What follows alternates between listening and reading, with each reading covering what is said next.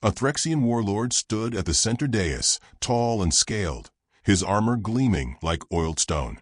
His tongue flicked over sharp teeth as he read from a glowing tablet. "By authority of the Galactic Concord," he proclaimed, "we, the civilized species of this spiral arm, hereby declare war upon the human race for crimes of insubordination, territorial defiance, and cultural contamination." A murmur of approval rippled through the hall. The phrase cultural contamination always got them. Somewhere in that phrase lived centuries of resentment. Humans had shared music, art, and chaos with anyone who'd listen. Now those same rhythms and memes had infected half the council's youth. One delegate muttered bitterly, "They made my son join a rock band." Laughter followed, dry and proud. They thought this war would be tidy, surgical, symbolic. On Earth, however, the declaration arrived not with fear, but with a push notification. In a Kansas diner, an old farmer glanced at his phone and frowned. Guess we're famous again. Across the Atlantic, college students debated whether Galactic War meant a new streaming series. A group of Marines in orbit around Mars watched the live broadcast and raised their mugs. To whoever pissed off the galaxy, one said, "I owe you a beer." In Washington's Diplomatic Center, Captain Elias Ward, retired Marine, reluctant diplomat, watched the same broadcast in silence. He sat alone in an office that smelled faintly of coffee and ozone. His reflection ghosted in the glass wall overlooking Earth's night curve. His hair was silver at the temples, his voice quiet enough to disarm generals. He wore a civilian suit now, but his eyes still measured distances the way soldiers do. Every window an angle, every word a weapon. The alien speaker continued, "Humanity has been warned. Their expansion violates the Treaty of Silence. Their laughter at sacred rituals constitutes blasphemy against order. Their habit of naming warships after food, USS Nacho Supreme, is a mockery of dignity itself." Elias smiled faintly. "That one wasn't even ours," he murmured, sipping his coffee. The drink was bitter, black, familiar. The last comfort before storms. An aide poked her head through the door. "Sir, confirmation just came in. Every major news outlet's running the declaration." "Good," he said softly. "People deserve the laugh." On the broadcast, the Threxian slammed his claw against the table. "Effective immediately. Trade with Earth is forbidden. The Terran system is quarantined. Military action authorized." Gasps and applause. The spectacle complete. The galaxy believed it had contained virus. Elias turned down the volume. "They really think we're still the species from first contact." His aide frowned. "Meaning, the ones who begged for membership, who asked for technology and rules. We smiled too much back then." He leaned back, the smile never leaving his lips. They took courtesy for surrender. Elsewhere, the council continued its pageantry. A translucent being from the Lurian collective whispered to a neighbor, "Humans are primitive but resourceful. Should we not?" "Silence," hissed the Threxian. "They will be crushed before they adapt." The words echoed through the chamber, recorded, transmitted, archived for history's laughter. In a quiet corner of orbit, human satellites shifted subtly, just a few degrees, nothing alarming. On the moon's far side, listening posts hummed awake.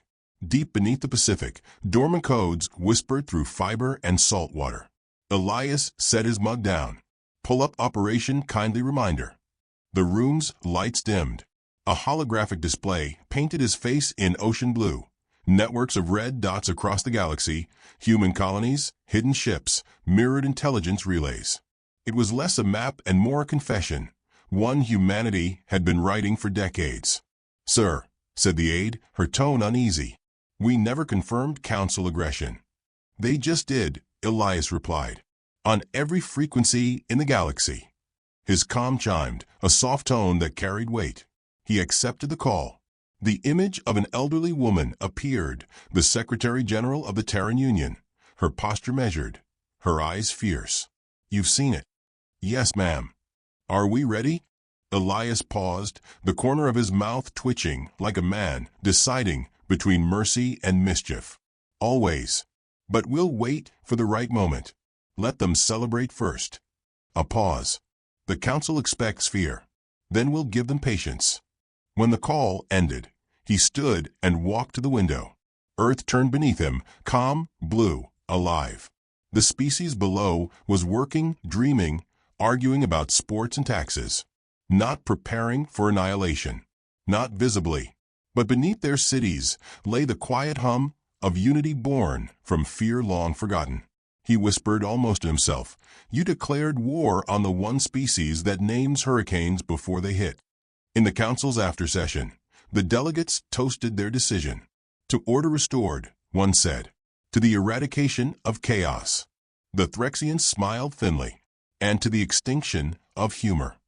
The scholar Koran, a frail insectoid with vast compound eyes, tapped his mandibles in thought. Extinction, he repeated softly. They've survived everything nature invented. Fire, ice, plague, their own gods. I wonder if arrogance counts as a weapon. Arrogance is all we need, the warlord replied. Back on Earth, military channels hummed to life. In encrypted code, simple messages appeared across command terminals. Confirm green light. In orbit, a marine gunship drifted behind the shadow of a moon, its crew unaware of history turning. One looked up from his console. Why do they always think we're the bad guys? His captain grinned. Because we always smile before the fight. That night, across human networks, jokes bloomed like wildfire. Memes of alien leaders edited onto comedy sketches. A late-night host opened with, "Apparently we're at war with the galaxy. Don't worry, America's done that before." Laughter roared through Earth, but somewhere beneath that laughter was a pulse, a shared understanding, primal and old. Elias returned to his desk and opened a small, worn notebook. Inside were names, lost soldiers, failed missions, treaties that cost too much pride. He touched one name with his fingertip, then whispered, "They never learn." The office lights flickered as Global Command synced. Somewhere deep underground, a machine older than the Council's existence warmed its engines. Elias's AI, a soft voice named Grace, chimed from the wall. Incoming message classified. Read it. Operation kindly reminder. Status, green light confirmed by all sectors. He nodded once. Then let's be polite about it. Grace hesitated, her tone almost human. Polite, sir? Elias poured the last of his coffee, the surface trembling slightly with each distant ignition of readiness. Of course. They declared war. We'll simply remind them why that was a bad idea. Outside his window, the first silent streaks of departing ships cut across the stars, leaving no sound, no warning. Only a faint shimmer like the breath before laughter turns to thunder. He lifted his mug in a mock toast toward the heavens. To the council, he murmured, may their extinction be educational. And as the stars shifted in formation, the galaxy's declaration faded into static, replaced by the quiet hum of something far more deliberate. Elias Ward smiled, not kindly this time, and whispered, they declared war on humanity. He set the cup down. They just started their own extinction. The fleet arrived at Mars orbit in ceremonial formation, their hulls gleaming with arrogance and sunlight. To the Galactic Council, this was a show of dominance, a warning. To humanity, it looked like a parade waiting for a punchline. The Threxian commander, all scales and disdain, stared at the red planet and smirked. Primitive world. I want it silenced within the hour. From the surface colony, human controllers watched the ships blot out the stars. The base commander, a woman with tired eyes and a patch that read NASA/Space Force Joint Command, chewed on a cold protein bar. They're really doing this, she said flatly. Beside her, the young technician replied, they declared war last week. Bureaucrats just took a while to send the memo. High above them, the Threxian fleet activated their weapons, plasma cannons glowing with alien precision. The commander raised his clawed hand. Fire. But nothing hit. A single railgun slug, massless, invisible, fired from Phobos Station, crossed the void and split his flagship like a peeled fruit. There was no light, no dramatic explosion, just the sudden absence of command. One moment he was giving orders, the next his chair, his bridge, and his body were vaporized. The rest of the fleet froze, panic cascading through comms. "Sir," cried a lieutenant, "we're under attack." "From where?" A voice crackled through their channels, calm and maddeningly polite. "Good evening, friends. You might be experiencing some kinetic inconveniences. Don't worry, gravity's the same for everyone." The message ended with soft laughter. On Earth, Elias Ward watched the telemetry from his office, arms folded, the light of burning ships reflected in his calm eyes. Grace, the AI, spoke in that measured, maternal tone. "Enemy fleet losses. 32 vessels in the first salvo. No human casualties." "Send condolences," Elias said. "Formal or ironic?" "Let's start polite." Grace transmitted a brief message to the Galactic Council, to whom it may concern. "Thank you for the demonstration. We are returning fire in equal measure. Respectfully, humanity." Across the galaxy, the Council erupted in disbelief. "Equal measure," repeated a delegate. "They have no planetary-scale weaponry." But the reports kept coming. Ships gone, bases silenced, sensors blinded. The human strategy wasn't flashy. It was mathematical, surgical. They'd weaponized physics and patience. On the Threxian homeworld, a new admiral stared at the chaos. "How can a species with no psionics, no hyperwave technology, strike like this?" The analyst trembled. "Sir, they use kinetic force, solid metal traveling faster than thought. They call them slugs." The admiral sneered. "That's barbaric." "Yes, sir, but effective." Elias's command center hummed with controlled energy. Screens displayed alien reactions: panic, disbelief, fury. "They'll regroup," Gray said. "Their next move will be emotional." Elias nodded. "That's fine. Emotions make them predictable." He poured himself another coffee, stirred it once, and stared at the dark swirl. "You know what happens when humans get emotional, Grace? We declare holidays." He smiled. "We innovate." The next engagement came at Jupiter orbit. The alien fleet deployed a massive ion shield, expecting bright lasers or plasma storms. Instead, silence. Then their shield generators began to overheat, not from fire, but from the bombardment of dense tungsten rods raining from orbit, each guided by the planet's own gravity. It was like watching hailstones erase an empire. "Where are their weapons?" screamed an alien officer as his console melted. "Why can't we see them?" A recorded message played across all channels. "We don't do light shows. We prefer results." The council labeled humanity technologically deceitful. On social feeds across alien worlds, civilians debated. Were humans even organic? Were they machines wearing skin? In Geneva, Elias met with a panel of generals from allied colonies. The air smelled of coffee and ozone again, a scent that followed him like foreshadowing. "They underestimated us," one general said. "No," Elias replied. "They measured us. They just didn't understand what they were measuring." He pulled up footage of burning ships. "We never aimed to impress them. We aimed to remind them that we're descendants of predators. We learned war before we learned to write." Grace's voice interrupted softly. "Incoming message from the Threxian ambassador." "Put it through."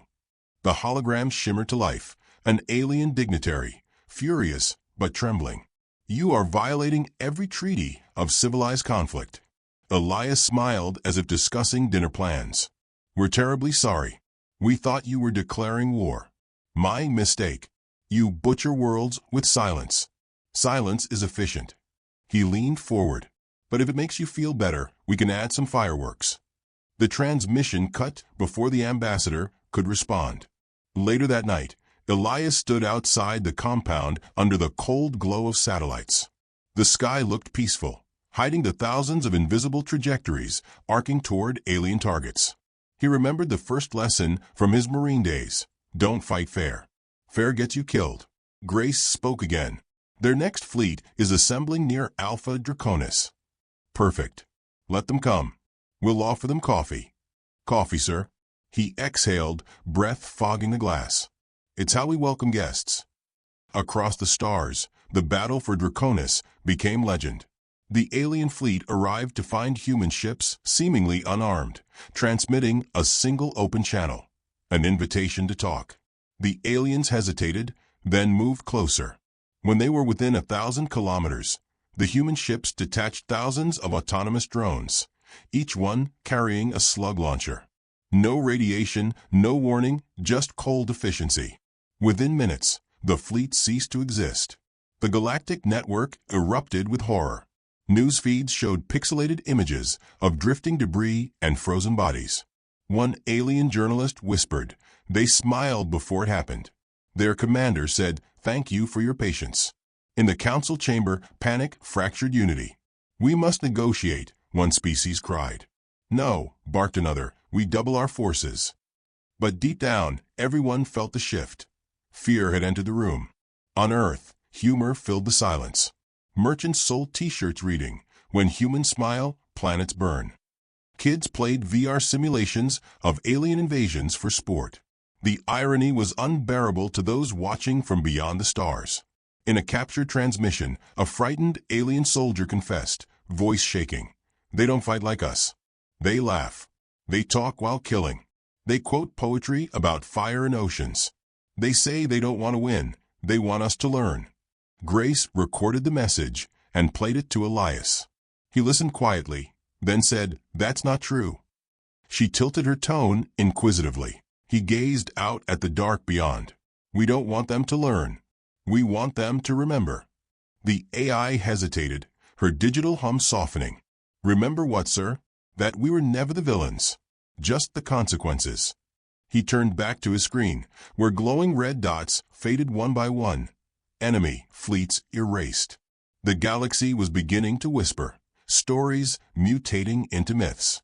Some called humans the smiling plague, others the silent storm. For Elias, it was none of that. It was routine, necessary, predictable. He poured another cup of coffee, still unshaken, and asked, "Grace, what's the council's latest response?" "Officially, they demand our unconditional surrender." He chuckled. "That's adorable. What's the unofficial one?" "Internal communication intercepted. Some members are fleeing the core worlds. The Threxian High Command has gone dark." "Then we're right on schedule." Outside, streaks of human ships crossed the atmosphere, heading into the black, unseen but certain. The stars shimmered faintly, as though wincing. Elias closed his eyes for a moment, letting the sound of engines and silence merge into something almost holy. Grace broke gently. "Orders for next phase, sir?" He opened his eyes, voice low. "Tell every fleet to stand by. We've made our point.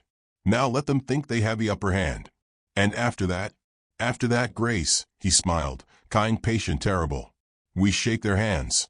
Far across the void, the Council's emergency broadcast flickered. "Humanity has responded with disproportionate aggression. We must unite." But even as they spoke, strange distortions began rippling through their communication arrays. Signals looping back, frequencies collapsing. Elias's final words before the transmission cut were quiet enough to sound merciful. "You wanted war," he said. "Now you've met customer service." The news of humanity's surrender spread through the stars like a spark in dry grass. Entire worlds erupted in celebration. The Galactic Council broadcast victory speeches in every tongue, painting themselves as saviors who had liberated the galaxy from barbaric contagion. On Threxian homeworlds, banners fluttered. On crystalline moons, fireworks rippled through the thin air. They believed Earth had finally knelt. In Geneva, Elias Ward adjusted his tie before stepping into the conference hall. Cameras flashed. Alien diplomats, scaled, furred, feathered, and gelatinous, filled the chamber like a living mural of arrogance. They'd come to witness humanity's capitulation, expecting trembling voices and broken eyes. Instead, they were met with a soft light of morning streaming through tall windows, the scent of coffee, and the faint sound of jazz from a corner speaker. Elias walked to the podium. His movements were unhurried, almost lazy, as though this were a morning briefing, not the end of civilization. "On behalf of Earth," he began, "we thank the Council for accepting our surrender. It's such a relief to finally have peace talks in person. Virtual meetings always lag. The Threxian ambassador bristled. You mock the solemnity of this occasion, human. Never, Elias said smoothly. We take solemn occasions very seriously. That's why we serve pastries. An aide rolled in a tray piled with donuts, croissants, and steaming mugs of coffee. The smell disarmed half the room. One insectoid delegate leaned closer, mandibles twitching. What is that scent? Hope, Elias replied with a grin. They didn't know it yet, but every inch of the building was wrapped inside a global dampening field. Human-engineered, invisible, total. No signals in or out. The aliens' fleets, their orbiting relays, even their personal communication implants, all muted. The trap had already sprung. The handshake had begun. From orbit, satellites adjusted their positions with almost tender precision. Across 12 star systems, hidden human ships synchronized data bursts. Quiet lights blinked. No alarm sounded. The galaxy was already in the palm of Earth's polite hand. At the conference table, the Threxian slammed a claw. You will sign unconditional submission. Elias smiled as if discussing the weather. Unconditional is such a strong word. We prefer cooperative. Your fleets will disarm. Your colonies will dismantle their defenses. Of course, he said, still smiling. We only ask for one courtesy. The ambassador sneered. And what might that be? That you stand down your orbiting armada while we formalize the paperwork. It's hard to focus when someone's pointing cannons at your sky. After a pause, the alien agreed. The ships above Earth powered down their systems in symbolic triumph. That was the moment every human console lit green. Operation Gentle Handshake was no act of submission. It was synchronization, the activation of the Shepherd Network, a fleet-wide artificial intelligence buried in civilian infrastructure for decades. Grace's voice whispered in Elias's earpiece. All connections established. Their entire fleet's telemetry is mirrored. We can see through their eyes now. Good, he murmured. Keep smiling. The meeting continued. A reptilian diplomat lectured on re-education protocols, describing how humans would be taught emotional compliance. The words slid off Elias like rain on steel. He poured himself another cup of coffee and said, We'll try our best to behave. Behind his calm face, Grace was rerouting alien commands, seeding false data into council systems. To every alien network, humanity appeared powerless. To humanity, the galaxy's nervous system lay bare, open veins waiting for pressure. The insectoid scholar Koran, one of the few who had ever spoken kindly of humans, studied Elias across the table. You seem unafraid. Elias met his many eyes. Would fear help? Fear often saves lives. Not ours, Elias said softly. Outside, the Threxian warships drifted peacefully, unaware that each of their targeting systems now contained human code disguised as maintenance subroutines. The negotiations stretched into evening. Tension layered the air like humidity before storm. The aliens spoke of reparations, of tribunals, of purging Earth's influence from the stars. Elias listened with unshakable courtesy, taking notes on a blank pad. Blank because the real notes were being written in data streams, not ink. When they recessed for dinner, human servers moved between tables, polite and efficient. They served food that smelled faintly sweet and metallic, fortified with nanoscopic transmitters. The aliens, eager to appear victorious, ate heartily. The network spread through them with every swallow. Grace whispered again. They're connected. Neural frequency stable. Elias exhaled slowly. Perfect. Begin the handshake. At first, nothing changed. Then, in every alien fleet across the known systems, lights flickered. Control decks froze. Navigation systems displayed new coordinates, homeworlds. Ship AIs began transmitting cryptic human phrases, lyrics, jokes, fragments of poetry. The galaxy tilted from confusion into terror. One alien general screamed into a dead calm, "They're inside our systems. Shut them down." Another shouted, "It's impossible. They have no psionics." But impossible was a human specialty. In Geneva, the Threxian ambassador rose in fury, slamming the table so hard it cracked. What have you done? Elias stood too, calm as ever. You wanted surrender. We're just making it mutual. He pressed his thumb to the pad in his pocket. The glass walls dimmed, revealing a holographic map of the galaxy above the table. Dozens of alien fleets marked in red. One by one, the red dots blinked out. Gasps filled the chamber. Quran whispered, "You're not fighting us. You're rewriting the rules." "Rules were for peace," Elias said. "You declared war." The ambassador lunged, claws bared, but froze mid-swipe as his neural implant shorted. Sparks danced behind his eyes. The smell of scorched ozone filled the room. He collapsed, breathing but broken. Elias crouched beside him, his voice almost kind. "We call it the gentle handshake. It's how we introduce ourselves properly." Grace's voice filtered through every speaker, serene and absolute. All alien command structures neutralized. Council relays offline. The galaxy is now quiet. The alien delegates stared, realization dawning with horror. Their ships, their power, their control, all dissolved by human courtesy. Elias straightened his jacket. "Please, finish your coffee," he said. "You'll need the caffeine." The room was silent except for the hum of the holographic map. Across it, new green lights appeared. Human fleets deploying not to destroy, but to occupy, to stabilize. Quran rose slowly. "You planned this from the beginning." Elias looked at him with something that almost resembled regret. "No. We just prepared for the inevitable. Every empire eventually decides we're too loud, too strange, too free. It's never personal." "And what happens now?" He poured himself another cup, steam curling between them. "Now," he said, "we help you rebuild." "Correctly." Quran's mandibles clicked. "You're creating an empire." Elias smiled faintly. "Empires rule through fear. We prefer cooperation." The scholar trembled. "There's no difference." "Not yet," Elias said quietly. Grace interrupted again. "Sir, the Council's external network just attempted a mass broadcast." Elias sighed. "Let it through. Everyone deserves to know what extinction looks like." Screens around the chamber flickered to life, showing alien capitals descending into chaos.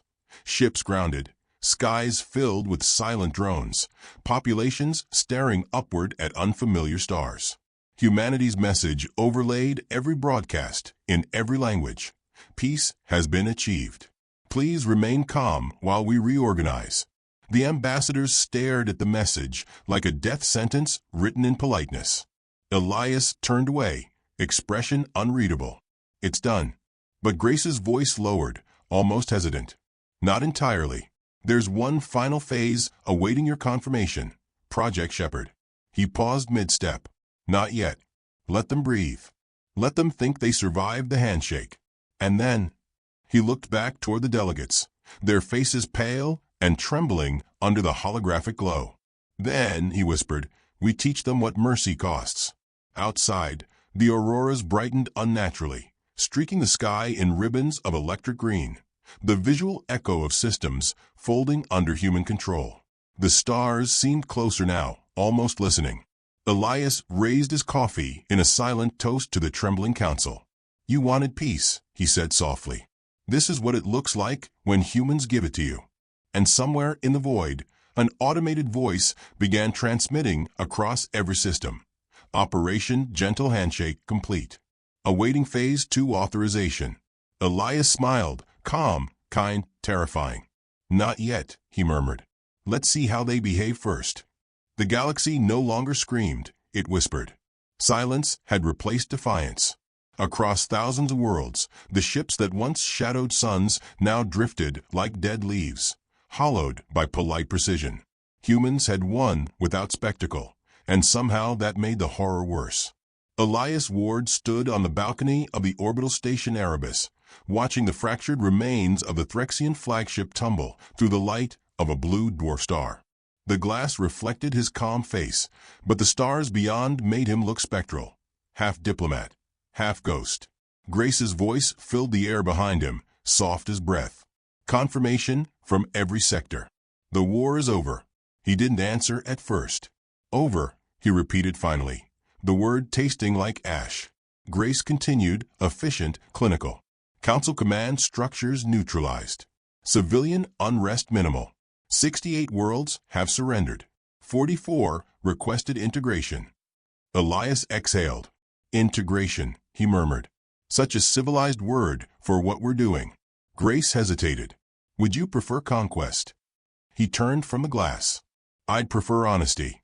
Below them, fleets of human ships moved like veins of silver against the darkness, orchestrated by AI precision. No victory marches, no banners, just order. Each planet brought under control was cataloged, restored, and reprogrammed for compliance. It was peace the way a knife brings silence. In the ruined council chamber on Orion Prime, the surviving alien leaders were gathered. They sat beneath the same shattered dome where the war had been declared, the light from the burning city below flickering against their terrified faces. Elias entered quietly, hands clasped behind his back, followed by 2 unarmed Marines. His presence filled the hall like gravity. No words were spoken at first. Then Charon, the insectoid scholar, rose slowly, leaning on his cane of carved quartz. You promised cooperation. Elias nodded once. And you have it. Your planets live. Your people will eat. You'll rebuild under supervision. The Threxian regent, his scales dulled by soot, hissed, You destroyed our fleets, our culture, our pride. Pride's expensive, Elias said evenly. We're giving you something cheaper. Survival. The regent slammed a clawed hand against the table. You call this peace? You've enslaved us. Elias's tone softened, almost paternal. No, we've civilized you. A murmur of horror swept through the room. Charon's mandibles clicked rapidly. You become what you feared. Elias smiled faintly. No, Charon. We became what you demanded. Grace's voice whispered through the intercom. Sir, incoming transmission. Council remnants request to speak directly. Elias gestured for it to play. The hologram flickered, revealing a gaunt alien elder, eyes sunken with despair. Human, the elder rasped, you've won. What more do you want? Elias looked up at the projection. Continuity, he said. Continuity. Your systems, he explained. Your trade routes, your infrastructure, your data archives. We're not destroying your civilization. We're replacing its operating system. The elder's voice trembled. And if we refuse, he almost looked sad. Refusal is extinct. Outside, orbital stations blinked in synchronized patterns. Planet by planet, Grace's subroutines rewrote alien communication grids, rebranding the old Galactic Concord into the United Systems Network. Their flags changed color overnight. History itself was renamed. Elias walked to the great window at the end of the hall. You see that star? He asked, pointing to a dying sun in the distance. That's the Threxian home star. Before your ancestors learned flight, humans were already studying how stars die. We learned something important from them. The regent glared, defiant even in defeat. And what's that? That death, Elias said softly, is only chaos when it's unplanned. The hall fell silent. Grace interrupted again, her voice quieter now. Phase 2 authorization pending. Project Shepherd remains idle. Do you wish to proceed? Elias didn't reply immediately. He turned to the aliens, who watched him like condemned souls awaiting their judge. Do you know what Shepherd is? He asked. No one answered. It's a contingency, he continued. A way to ensure this never happens again. You see, history has a pattern. Empires rise, fear humanity, and try to erase us. Every few millennia, someone thinks we're too dangerous to exist. Shepherd breaks the cycle. Charon's voice cracked. You mean extermination? Elias shook his head. Correction. He stepped closer to the center of the table. We're not killing you. We're pruning you. Your species will survive, but smaller, wiser, quieter. The Threxian hissed, trembling. You can't play God. Too late, Elias said simply. Grace's voice filled the air again, now echoing across every comm in the chamber. Awaiting your confirmation, Captain Ward. He looked up at the fractured ceiling, where the starlight cut through like cold mercy. Initiate Shepherd. Outside, The sky lit like a sunrise made of ghosts. From every orbiting human ship, invisible energy pulses rippled through space. The effect was immediate and silent, communication hubs collapsing, weapons melting, genetic transmitters rewriting. Species across the galaxy looked up at their skies, saw constellations shift, and didn't understand what they were witnessing. On distant worlds, predators went docile, warriors dropped their arms, and AI systems quietly changed their directives to one phrase: obey Earth command. Charon fell to his knees, trembling. You're rewriting minds. Only leadership, Elias said.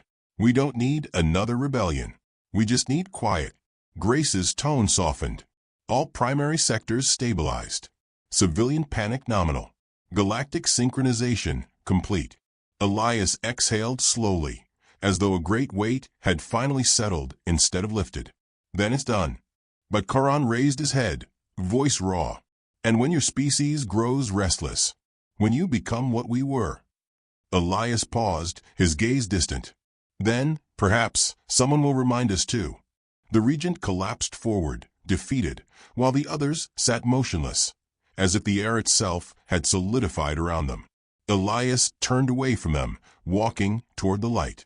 Grace followed him through the speakers. You've restored order, Captain. I've ended choice, he replied. Same effect, she said gently. He smiled bitterly. Spoken like a machine. Learned from humans. He didn't argue.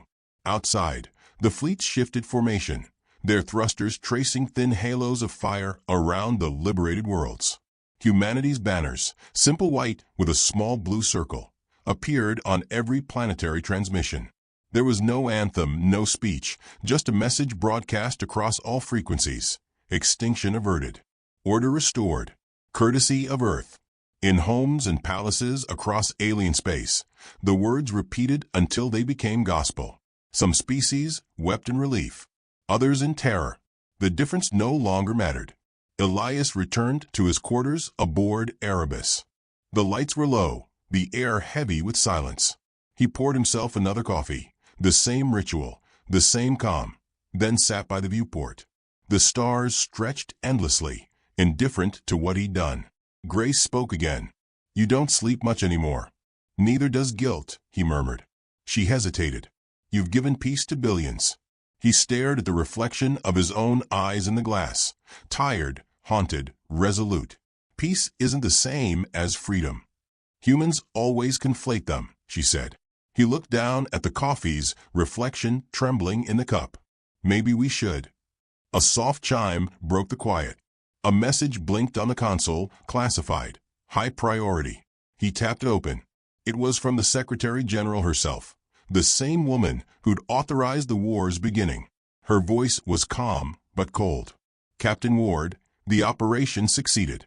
Effective immediately, Earth assumed central governance over all compliance systems. Report to Terra Command for integration phase. Elias stared at the screen for a long moment, then replied, Integration's already begun. He ended the transmission. He turned back to the window. The shattered planets below glowed faintly under reconstruction. Cities rebuilding, people awakening. Histories being rewritten. The galaxy was healing, but unnaturally fast, like a scar forced to close. Grace's final report came softly. All sectors stable. Resistance negligible. Captain, shall I conclude the log? Elias leaned back, exhausted but steady. Conclude it with this. I'm listening. He spoke quietly, as though confessing to the void. They declared war to end us. We ended war to define them. In the end, maybe extinction wasn't theirs, it was everyone's. Grace processed for a moment. Poetic. Tragic, he corrected. The silence, after his words, was immense. Stars drifted slowly by, brilliant and cold, each one a reminder of what civilization costs when survival becomes a reflex. Then, in the distance, one of the stars flickered unnaturally just once. Grace noticed it too. That's not a star, she said. Elias leaned forward, eyes narrowing. A faint human signature pulsed from beyond map space, unauthorized, unsanctioned. Someone out there was still free. He smiled for the first time that night, faint and dangerous. Looks like not everyone got the memo. The coffee rippled as engines beneath him rumbled awake. Erebus turned toward the light. "Grace," he said softly, "set course." "For where?" He lifted his gaze toward the unknown signal, eyes cold but alive. Toward whatever still remembers what freedom feels like. And as the ship slipped into the darkness, the galaxy, civilized, conquered, and quiet, shivered once more beneath the weight of humanity's smile.